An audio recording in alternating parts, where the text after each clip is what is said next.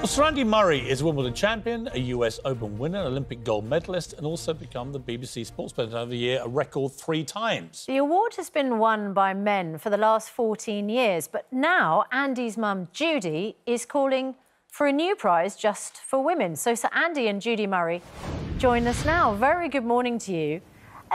Judy Murray, Morning. It seems extraordinary that a woman has not topped that poll for more than 10 years, almost 15 years. What are you suggesting? That women now get a Female Sports Personality of the Year award and the category is divided by gender?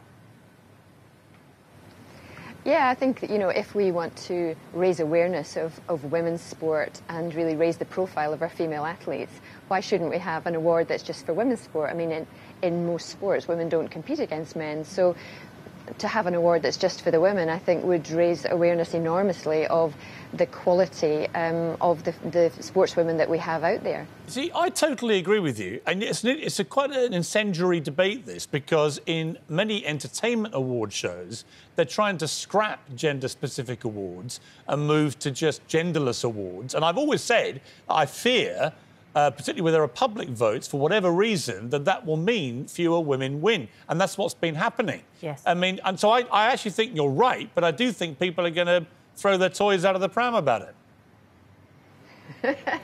Yeah, well, I certainly think it should be something that should be considered, because we do need more visibility around women's sport, and this certainly would create a lot of talking points. It would encourage more women and men to get behind it and to vote, because it happens every year in sports personality. You know, that I'm guessing that the bulk of the voters are guys who watch predominantly male sport, and we want to get more people watching female sport. Yeah, because that would mean that your own son may stop winning. Andy, Sir Andy, how do you feel about your mother running a campaign to stop you winning BBC Sports Personality of the Year? Yeah, I'm sure that's exactly the purpose of what she's saying. But no, I think it would be a positive thing. Yeah, most years, you know, like we're saying, that when sports personality comes round, you know, there's obviously lots of fantastic achievements in female sport, but it's just not as visible as the male sport, because, you know, it's maybe not covered as much in the press, not as much visibility on the TV. So I think that would be a really positive step. Judy, you are trying to address that issue of visibility. You've had this new series for Sky Sports, Driving Force, which looks at what makes a successful female athlete. But I wonder if you think there are female sports personalities who have been robbed. Who are the women that you think should have been winners? Well, I think over the years that we've only had 3 winners in however many years. But I think, as Andy says, it is a lot to do with, you know, if you can see it, you can be it. And we need to raise the profile of sportswomen and women in sport through the media, through TV, through more coverage. And I think a lot, for me, we've had a huge momentum behind women's sport over the last few years. And the success, I think, particularly of the national teams in rugby, football, hockey, cricket and netball, have massively raised awareness and talking points. And for me, that proves that if you invest in the performance and the performance becomes world class, people want to watch it. It puts bums on seats, it gets it on the TV, and then everything falls into place from that, because it becomes more marketable, more money goes into it, and more people are watching it that then want to say, I want to be like that, or I want to try that. So for me, it comes from the investment in the grassroots and then into the performance end of it, to get the performances up to a level where people do want to watch it. And Andy, I mean, we know that it was a big campaign. You were in the forefront of this to get women equal pay in large swathes of the tennis world. And of course, the argument comes back, well, OK, if they're going to get the same money, say, at Wimbledon, they should play 5 sets, not 3. What's your response to that? Yeah, I think that's, you know, for me, that's a fair argument. But it also goes, well, why don't the men play 3 sets? It's not because the women are not.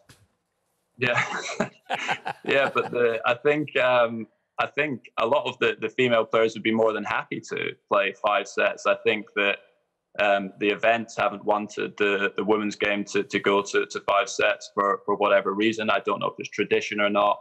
But it also, because the men's singles is 5 sets, it also doesn't allow the men to play the doubles competition as much, because that's also 5 sets. So in a day, if you're playing a singles and doubles match, you could potentially play 10 sets of tennis, which is very difficult physically to recover from. So for me, that's definitely a fair argument. But I don't think that the women are not asking to play less tennis.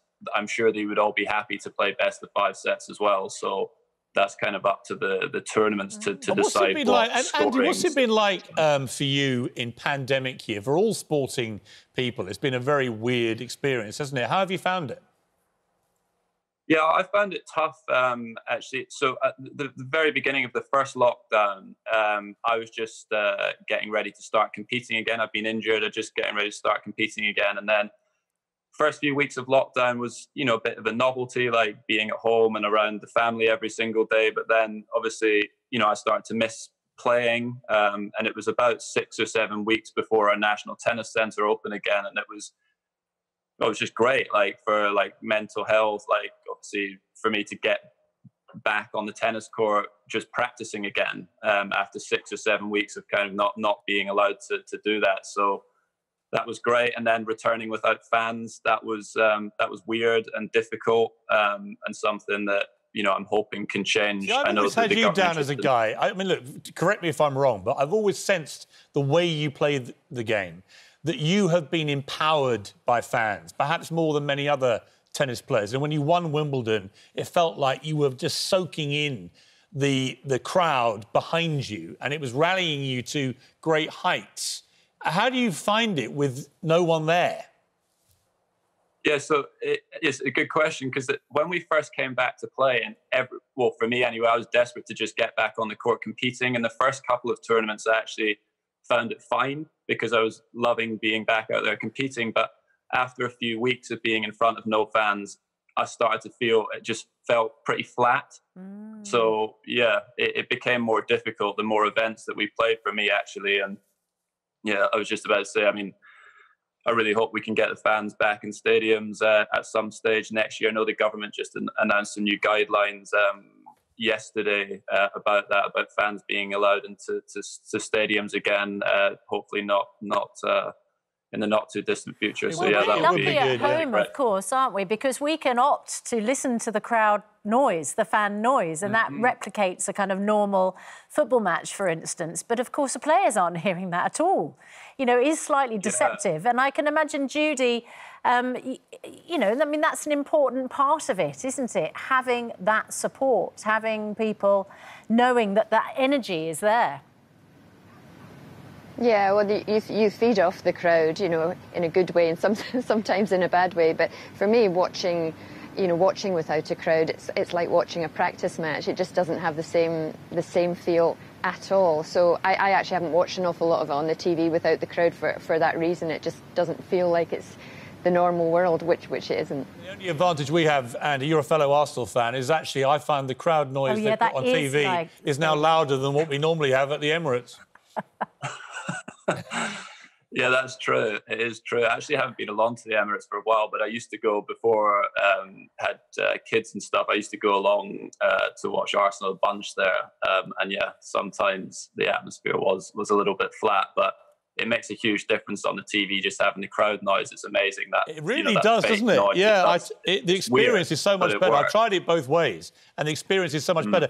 Finally, Andy, there's a big debate raging, as you know, and it may actually have been already answered. We're going to hear soon about whether Lewis Hamilton should be knighted, as you were. One of the arguments being used against him was when he's still racing. Well, you're still playing, and you got knighted. Well, what's your view about Lewis? 7 times world champion. Do you think he deserves a knighthood?